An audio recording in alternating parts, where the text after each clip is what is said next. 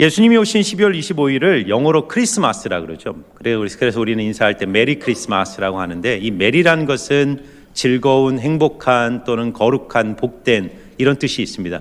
크리스마스는 어떤 의미가 있냐면 이 크라이스트, 예수, 그리스도를 의미하는 크라이스트와 이제 가톨릭에서 드리는 이 예배를 미사라고 합니다. 그래서 마스라는 단어가 합쳐져서 크리스마스라는 단어가 만들어지게 된 겁니다.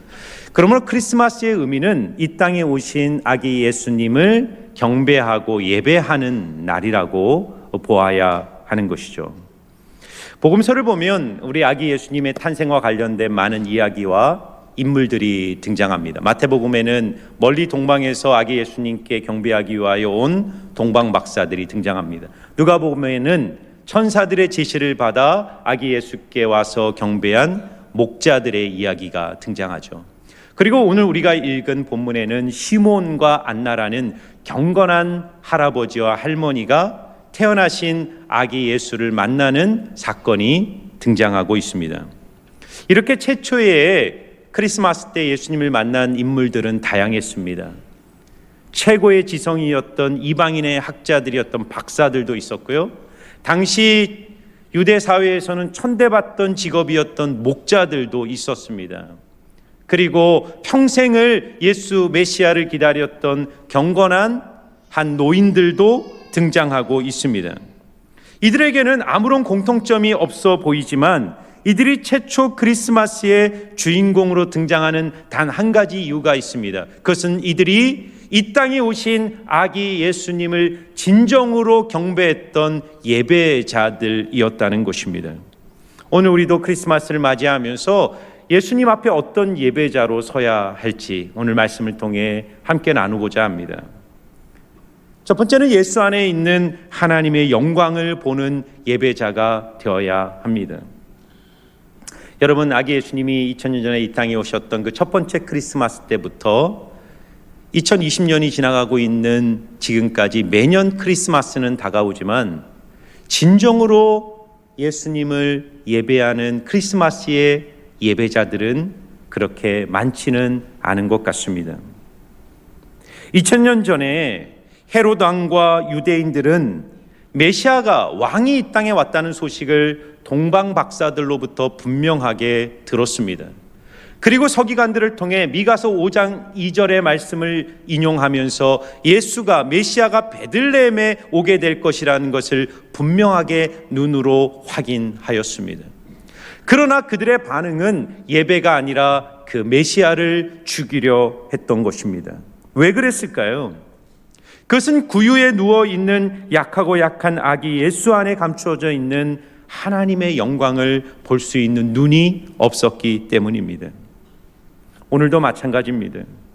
기독교 신앙에서 가장 중요한 것은 초라한 아기 예수, 십자가에 달린 나사렛 청년 안에 있는 하나님의 영광을 보는 눈입니다. 여러분, 우리가 예배를 영어로 worship이라고 합니다. worship이라는 이 예배라는 단어는 가치라는 뜻의 worth와 신분 또는 배라는 뜻의 ship이 합쳐져서 worship이 되었습니다. 그러므로 예배란 최고의 신분을 가진 분에게 최고의 가치를 올려드리는 것이 예배입니다. 예배는 그래서 보는 것이 아니라 드리는 것입니다. 예배자가 되려면 수동적인 관람자가 아니라 적극적인 참여자가 되어야 한다는 것이죠.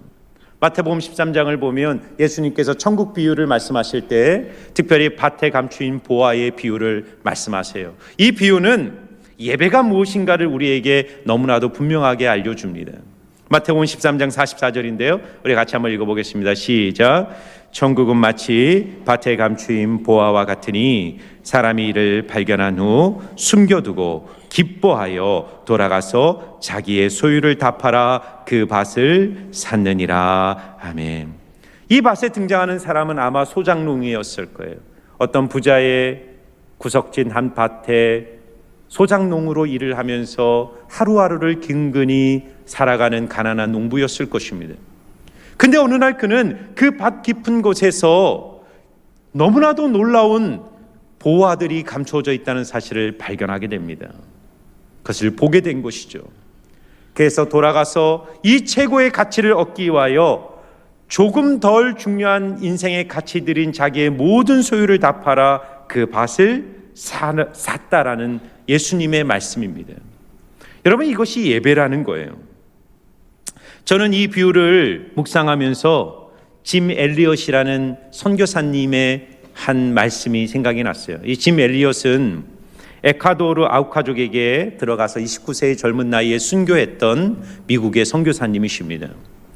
짐 엘리엇은 미국의 시카고의 휘튼 대학교에서 공부를 하면서 젊었을 때 선교사가 되기 위하여 20대를 철저히 준비를 했어요. 경건을 준비하고 언어를 배우고 팀을 꾸리고 선교 전략을 세우면서 20대 전체를 하나님께 드리며 에콰도르의 그 식인 민족이었던 아우카족을 위하여 기도하며 준비했어요. 그런데 나중에 이 히튼 대학에서 썼던 일기장이 발견이 됐는데 그 일기장에 쓰여진 한 문구가 가장 위대한 이 짐 엘리엇의 고백으로 지금도 많은 사람들에게 회자되고 있습니다. 그것은 이겁니다. 영원한 것을 얻기 위해 영원하지 않는 것을 버리는 사람은 결코 바보가 아닙니다. 여러분, 이 밭에 감추인 보화의 비유에서 사람들은 저 쓸모없는 밭을 자기 전부의 재산을 털어가지고 사는 이 가난한 농부를 바보라고 어리석다라고 조롱하지 않았을까요? 그러나 진짜 실체와 현실을 보는 사람은 누가 바보인지 정확하게 알고 있죠. 여러분, 이 짐 엘리엇 선교사는 그렇게 10년을 준비하여 에콰도르 땅에 들어가서 몇 개월을 그 아우카족하고 소통하기 위해서 선물을 비행기에서 던져주고 신뢰를 얻고 마침내 때가 되었다고 생각하고 아우카족이 살고 있는 그 해변에 비행기를 내리고 첫 발을 내딛게 됩니다. 그런데 그날 이 짐 엘리엇 선교사와 함께했던 5명의 젊은 선교사들은 아우카족의 창 끝에 찔려 모두 그날 순교하게 돼요. 미국에서 타임지에서 이 사건을 대서특필합니다. 그 타임지에 이 사건의 첫 문구를 이렇게 타임지는 쓰고 있어요. What a waste, what a waste. 이 얼마나 불필요한 낭비란 말인가. 세상 사람들의 시각에 볼 때 이것은 너무나도 무모한 도전이었고 무모한 인생의 낭비라고 세상은 비판했던 거예요. 그러나 짐 엘리엇 선교사는 알았습니다. 영원한 것을 위하여 영원하지 않은 것을 버리는 것은 절대 바보가 아니다. 나는 에콰도르 땅에 들어가 죽을 수도 있지만 예수님과 예수님의 나라 하나님의 영광을 위하여 내 생명을 버리는 것은 절대로 어리석은 일이 아니다라고 고백하고 각오하고 그 땅에 들어갔던 것입니다. 그러므로 성탄을 맞이하는 오늘 성령께서 여러분과 저의 눈을 열어주셔서 이 아기 예수 안에 감춰져 있는 하나님의 아름다운 영광과 보화를 보게 해주시기를 간절히 소망합니다. 요한복음 14절 말씀에 사도 요한은 우리에게 이렇게 말합니다. 우리 같이 한번 읽어볼까요? 같이 읽습니다. 시작. 말씀이 육신이 되어 우리 가운데 거하심에 우리가 그 영광을 보니 아버지의 독생자의 영광이요 은혜와 진리가 충만하더라. 아멘. 말씀이 육신이 되었다고 할 때 이 육신이 되어라는 말이 헬라어로 make a tent, 장막을 치다라고 번역하고 있습니다. 구약의 하나님의 영광이 어디 머물러 있습니까? 그 초라한 이스라엘 백성들이 친 텐트 안에, 그 지성소 안에 하나님의 영광이 머물러 있었습니다.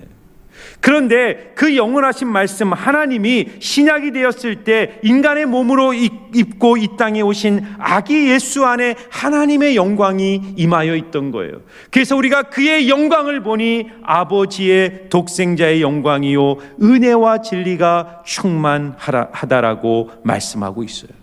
믿음이란 무엇입니까? 그 초라한 아기 예수에게서 하나님의 영광을 보는 것입니다. 십자가에 달리신 나사렛 청년의 비참한 죽음 속에서 위대한 하나님의 구원의 역사를 보는 것입니다. 그래서 오늘 자기의 전부를 팔아 그 밭을 샀던 이 농부처럼 예수라는 최고의 가치를 얻기 위해 내 인생의 전부를 주님께 올려드리는 거룩한 결단과 헌신, 그 안에서 예수를 얻는 영광과 기쁨을 누리는 것, 이것이 바로 크리스마스를 맞이하는 참된 예배자의 자세이고 믿음인 것입니다. 여러분, 성탄절 하면 가장 먼저 떠오르는 것 중에 하나는 우리 양쪽에 있죠. 크리스마스 트리입니다. 크리스마스 트리가 언제부터 시작됐을까? 그 유래를 아는 분들이 많지 않은데요. 크리스마스 트리가 시작된 유래에 대한 다양한 설이 있지만 가장 강력한 이론은 종교개혁자 마틴 루터로부터 시작되었다라는 주장이 가장 설득력이 있습니다. 크리스마스 전날 밤 마틴 루터가 밤 숲길을 걷게 되었어요. 근데 루터는 깜짝 놀랐습니다. 깜깜해야 될 그 밤 숲이 마치 등불을 켠 것처럼 환하고 아름답게 빛나고 있었어요. 그것은 전나무 위에 소복히 쌓인 하얀 눈에 달빛이 비치면서 그 달빛이 눈에 의해서 반사되어 그 숲을 환하게 비추고 있었던 것입니다. 루터는 그 순간 중요한 깨달음을 얻게 됩니다. 사람은 저 전나무와 같아야 한다. 인간은 어둠 속에 초라한 나무와 같지만 예수님의 빛을 받으면 주변을 아름답게 비추는 빛나는 존재가 될 수 있는 거야. 이 깨달음을 얻은 루터는 그 전나무를 집으로 가져가 눈 모양을 만든 솜을 붙이고 반짝이는 리본과 촛불을 달아 최초로 크리스마스 트리를 만들었다라고 기록되어 있습니다. 그리고 또 하나의 중요한 사실이 있습니다. 전 세계 크리스마스 트리로 가장 많이 사용한 나무가 구상나무라고 합니다. 구상나무. 세계 크리스마스 트리의 95%가 이 구상나무로 만들어지는데, 이 구상나무의 영어 표현이 뭐냐면 Korean Fir, 한국 전나무입니다. 이 나무는 우리나라의 한라산과 지리산 등지에서만 서식하는 한국 고유의 나무입니다. 그런데 어떻게 이 한국에 있는 이 코리안 포 구상나무가 전 세계의 크리스마스 트리로 사용되게 되었을까요? 이 나무가 세상에 알려지게 된 것은 에밀 타케라는 한국 초창기 선교사님을 통해서였어요. 이 선교사님은 제주도에서 사역했던 분인데 복음을 전파하다가 한라산에만 있던 구상나무를 발견하게 됩니다. 1907년 이 채집한 구상나무 표본을 미국 스미소니언 박물관에 기증하게 돼요. 그리고 하버드 대학교 식물학자였던 어니스트 윌슨이 세계 식물학회에 이 한국의 구상나무를 발표하게 돼요. 그리고 그때부터 이 구상나무가 세계로 퍼져나가 각 나라에서 다양한 품종으로 개량되어 크리스마스 트리로 특허 등록이 되어 현재 약 90종의 구상나무 품종이 전 세계에서 크리스마스 트리로 세계를 밝히고 있게 된 겁니다. 제가 지금 여러분에게 크리스마스 트리의 유래를 통해 말씀드리고 싶은 것이 있어요. 그것은 바로 보는 것의 위대함입니다.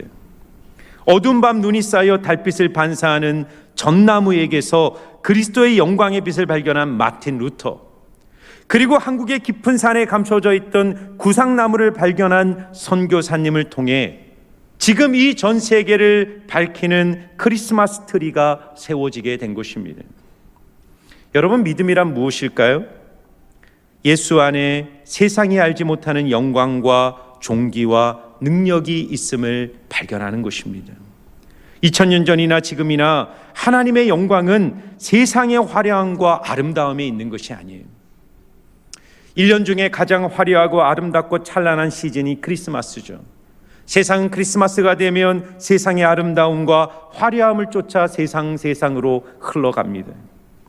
그러나 예수님이 이 땅에 오셨던 최초의 크리스마스 날이나 지금이나 진짜 영광은 가장 낮고 낮은 이 땅에 오신 아기 예수 안에 감추어져 있습니다. 이 크리스마스 시즌을 보내면서 다른 것이 아니라 우리를 구원하시기 위하여 이 땅에 오신 예수님께 여러분의 마음을 집중하고 그분에게만 온전한 경배와 영광을 돌리시는 참된 예배자들로 나아가시기를 주의 이름으로 축복합니다. 한 가지 더 나누길 원하는 것은요, 오늘 크리스마스 예배자들은 이기심이 없는 예배자들이었다는 거예요. 최초 크리스마스 예배자들을 통해 배워야 할 점이 있어요. 그들은 그들의 예배 속에 어떠한 이기적 동기를 찾을 수가 없다는 거예요. 그들은 아기 예수를 경배하면서 어떤 보상이나 이익을 기대하지 않고 있습니다. 여러분, 동방 박사를 생각해 보세요. 고고학자들은 이 동방 박사들이 동방에서부터 별을 보고 베들레헴까지 찾아오는 시간이 2년 정도 걸렸을 거라고 예측합니다. 동방 박사들이 예수로부터 무엇인가를 받으려고 그 예배의 자리에 나오는 것이 아니라 오히려 황금과 유황과 몰약을 준비하여 그 단 한 번의 예물을 드리기 위하여 그 먼 길을 마다하지 않고 아기 예수께 찾아온 거예요. 그들은 상당히 먼 곳에서부터 왔기 때문에 많은 경비를 사용했을 것이고 위험한 여행 때문에 극심한 고생을 했을 거예요. 동방 박사들이 이렇게 많은 시간과 돈과 위험을 무릅쓰고 그들이 이 베들레헴까지 찾아온 단 한 가지 이유는 무엇입니까? 그것은 예배였어요. 경배였어요. 아기 예수께 드리는 단 한 번의 예배, 아기 예수께 올려드릴 단 한 번의 경배를 위해 그들은 그 오랜 시간을 준비하고 위험을 무릅쓰고 이곳에 찾아온 것입니다. 시므온과 안나도 마찬가지입니다. 오늘 성전에서 아기 예수를 만난 시므온과 안나는 동방 박사들처럼 멀리서 온 사람들은 아니었죠. 그러나 이들은 일생 전체를 바쳐 그리스도를 기다렸던 사람들이었습니다. 누가복음 22장 36절부터 37절을 보면 안나라는 이 여인을 이렇게 소개하고 있습니다. 우리 같이 한번 읽어볼까요? 시작. 또 아셀 지파 바누엘의 딸 안나라 하는 선지자가 있어 나이가 매우 많았더라. 그가 결혼한 후 7해 동안 남편과 살다가 과부가 되고 84세가 되었더라. 이 사람이 성전을 떠나지 아니하고 주야로 금식하며 기도함으로 섬기더니. 안나는 과부가 된 지 84년이라는 시간 동안 성전에서 그리스도가 오시기를 기다렸던 거예요. 그래서 84년이니까 아마 100세가 넘은 나이 많은 할머니였을 거예요. 그런데 이 안나와 시므온이 평생 성전에서 예배하면서 기다렸던 단 한 가지 소원은 이 땅에 오신 메시아 예수 그리스도를 자신의 눈으로 보고 그분께 경배를 드리는 것이었어요. 그래서 시므온은 오늘 성전에서 그렇게 기다렸던 예수를 만난 후에 하나님 앞에 이렇게 고백합니다. 누가복음 2장 29절입니다. 주제여, 이제는 말씀하신 대로 종을 평안히 놓아 주시는도다. 이제 죽어도 여한이 없다는 것 아닙니까? 여러분, 이들의 예배에서 우리가 배워야 하는 것이 무엇입니까? 이들은 예배를 통해 복을 받는다든지 개인적인 소원을 이룬다든지 하는 이기적 동기로 주 앞에 나온 것이 아니에요. 그들은 단 한 번의 경배를 위하여 일생을 기다렸고 자신이 준비한 선물을 드리기 위하여 모든 모험을 무릅쓰고 예수님 앞에 나온 것입니다. 왜 그럴 수 있을까요? 그들은 알았습니다. 그들은 보았습니다. 그들은 확신했어요. 인생의 가장 큰 선물, 가장 큰 복, 가장 큰 영광은 아기 예수 그리스도, 그분을 보는 것이고 그분을 예배하는 것에 있음을 알았기 때문입니다. 사랑하는 성도 여러분, 성탄을 맞이하면서 왜 우리가 예수 그리스도만을 인생의 유일한 목적으로 삼는 예배자가 되어야 할까요? 인생의 모든 복이 예수님에 대한 진정한 예배로부터 흘러나오기 때문입니다. 예배가 살아있을 때 영성이 살아나고, 영성이 살아날 때 인생의 유혹과 시험을 이길 수 있는 하늘의 권세와 능력이 우리의 삶에 부어지는 줄 믿습니다. 인생의 모든 힘은 예수 그리스도를 앙망하고 그분을 경배하는 마음 속에 오늘도 부어집니다. 이번 크리스마스를 맞이하면서 여러분들의 눈을 활짝 열어 아기 예수 안에 있는 하나님의 영광을 보시고 오직 그분만이 내 인생의 전부이고 예수님 한 분이면 충분합니다라는 고백으로 참된 예배를 드리시는 크리스마스의 진정한 예배자들 되시기를 주의 이름으로 축복합니다.